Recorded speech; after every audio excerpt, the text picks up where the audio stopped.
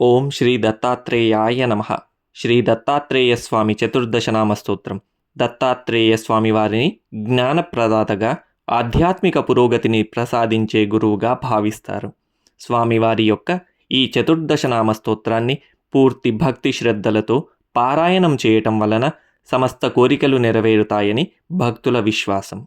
వరదః కార్తవీర్యాది రాజరాజ్యప్రదో నగః విశ్వశ్లాఘ్యోమితాచారో దత్తాత్రేయో మునీశ్వరః పరాశక్తిపదాశ్లిష్టో యోగానందః సదోన్మదః సమస్తవైరితేజోహృత్ పరమామృతసాగరః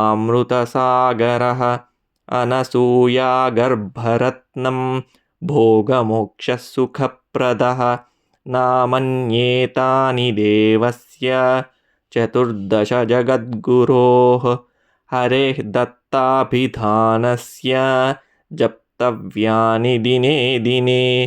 ఇతి శ్రీ దత్తాత్రేయ చతుర్దశనామ స్తోత్రం సంపూర్ణం.